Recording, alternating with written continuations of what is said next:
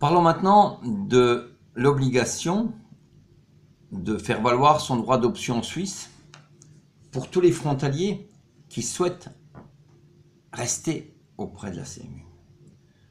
Je tiens à préciser, c'est très important, que le comité des frontaliers n'a pas attendu pour informer les frontaliers de cette obligation.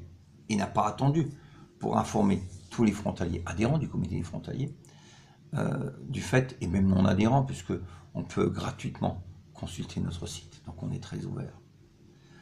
Nous avons écrit plus de 2 pages dans le mot du frontalier de décembre 2016, et c'est assez rare, ça arrive de temps en temps, mais c'est très rare. Nous avons jugé utile de republier, de rééditer ces 2 pages dans notre édition du mois d'avril 2017, puisque nous pensions que c'était très important. Mais beaucoup de frontaliers ont attendu de recevoir un courrier du CNTFS les invitant à remplir, pour ceux qui étaient concernés, leurs obligations de faire valoir le droit d'option en Suisse. Beaucoup d'autres n'ont rien fait, ont tardé à le faire, ou ne veulent rien faire. Chacun est libre, je tiens simplement à donner quelques informations. Pour les gens qui n'ont pas rempli les déclarations, ces personnes-là seront affiliées d'office en Suisse.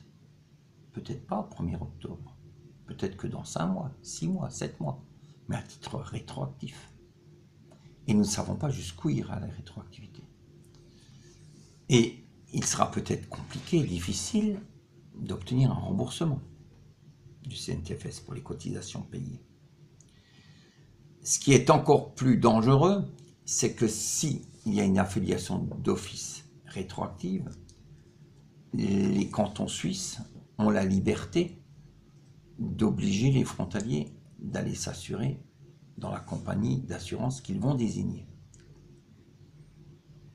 Et là, beaucoup l'ignorent, les tarifs passent de 334 francs 70 actuellement en Suisse jusqu'à 1200 francs suisses par mois.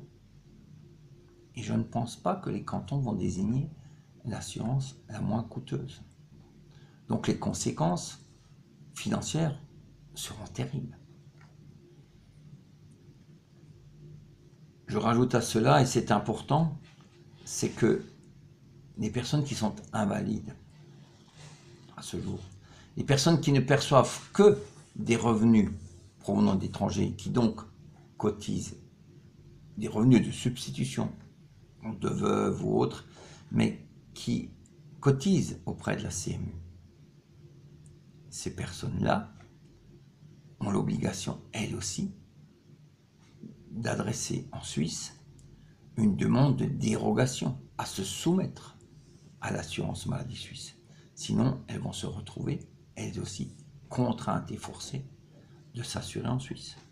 Et la Suisse peut tout simplement ordonner qu'on prélève des organismes payeurs suisses, donc les caisses d'invalidité ou autres, caisses de retraite peut-être, de verser directement en Suisse les cotisations. Elles ne vont pas, je pense, se prendre la peine de poursuivre les frontaliers en France. Il y aura une saisie directe en Suisse. Pour moi, ce qui est important, c'est que l'information passe, qu'elle passe partout, le plus vite possible. J'ai fait du mieux que j'ai pu, mais je me rends compte que, et surtout pour ces personnes-là, c'est très difficile. Donc, elles ne regardent certainement pas cette vidéo, elles ne sont certainement pas inscrites sur une newsletter. Ceux qui regardent aujourd'hui doivent les informer, doivent leur dire quelles sont leurs obligations et qu'ils fassent au plus vite. C'est très important. Je ne voudrais pas que par manque d'information, et non pas simplement parce que les gens ne veulent pas répondre ou par propre choix, n'ont pas souhaité, mais par manque d'information, des personnes soient victimes d'une lacune concernant justement ces obligations d'information qu'ont les États. Voilà. Je vous remercie et on passe à un autre sujet.